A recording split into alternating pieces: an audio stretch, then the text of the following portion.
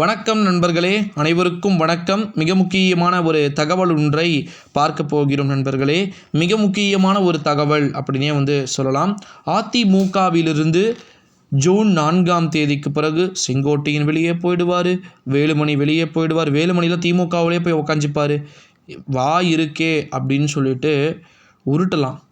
இப்படியெல்லாம் பண்ணக்கூடாது. காரணம் என்ன அப்படின்னு பார்த்தீங்கன்னா, திமுகவில் அடுத்தடுத்து வரப்போகிற எலெக்ஷனில் பார்த்திங்கன்னா ரொம்ப இம்பார்ட்டண்ட்டான விஷயங்கள் பார்க்கப்படுது. ஓகேங்களா? திமுக கண்டிப்பாக ஜெயிச்சிருவாங்கன்னு எக்ஸ்பெக்ட் பண்ண முடியுது. தென் சென்னை தொகுதி, வேலுமணி சொன்ன மிக முக்கியமான தொகுதியாக இருக்கக்கூடிய ஈரோடு தொகுதி, இங்கெல்லாம் ஜெயிக்கணும் அப்படின்னு சொல்லிட்டு கணக்கு போட்டு வச்சுருக்கிறாங்க. ஓகேங்களா? இந்த ஒரு சூழ்நிலையில் தான் கண்டிப்பாக 100% எலெக்ஷன் முடிஞ்சதுக்கப்புறம் ஜெயக்குமார் வெளியே போயிடுவார், அதுக்கப்புறமா மற்ற நபர்கள் எல்லாம் வெளியே போயிடுவாங்க அப்படின்ற மாதிரி நியூஸஸ் சொல்லிகிட்டு இருக்கக்கூடிய ஒரு வேளையில் தான் நிச்சயமாக ஒன்று சொல்கிறேன். அதிமுகவை பொறுத்த வரைக்கும் திமுக வீக்காக இருக்கிறாங்கன்னா அதை பயன்படுத்திக்க தெரியல.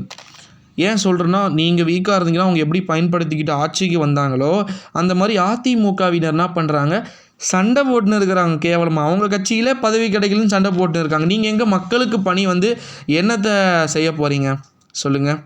இப்போ கிட்டத்தட்ட பார்த்திங்கன்னா சிரிப்பு விட்டது. அடுத்த பிரதமர் யார் அப்படின்றத கை காட்டக்கூடிய ஆளாக பார்த்திங்கன்னா எடப்பாடி இருப்பாராம். இதெல்லாம் சின்ன குழந்தைகிட்ட சொன்னால் கூட சிரிக்கும். சத்தியமாக வாய்ப்புகள் என்பதே கிடையாது. எடப்பாடி பழனிசாமியே தலைமையை யார் கை காட்டணும்னு தெரியல. இந்த ஒரு சூழ்நிலையில் தான் நிச்சயமாக பார்த்திங்கன்னா நிறைய மாற்றங்கள் அப்படின்றது சந்திக்க பெறுவதற்கு இருக்குது அப்படின்னு சொல்லிட்டு எதிர்பார்க்கப்படுவதா தகவல்கள் அப்படின்றது வெளியாகியிருக்கு அப்படின்னே சொல்லலாம்.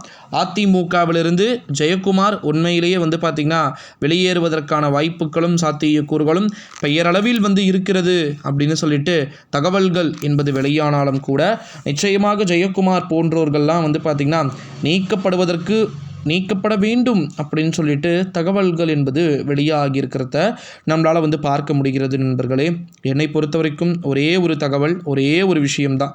என்ன அப்படின்னு பார்த்திங்கன்னா, வரப்போகிற 2024ஆம் ஆண்டு நாடாளுமன்றத்துடைய தேர்தலில் எப்படியாக இருந்தாலும் சரி, டெஃபினெட்லி ஜெயக்குமார் நீக்கப்பட வேண்டும், வேலுமணி நீக்கப்பட வேண்டும் அப்படின்னு சொல்லிட்டு வந்துக்கிட்டு இருக்கக்கூடிய நியூஸ்லாம் வெறும் நியூஸாக மட்டுமே பார்த்திங்கன்னா இருக்குமே தவிர மற்றபடி என்னென்ன விதமான விஷயங்கள் நடக்க போகுது அப்படின்றத நம்ம கம்பல்சரி வெயிட் பண்ணி தான் பார்க்கணும் நண்பர்களே.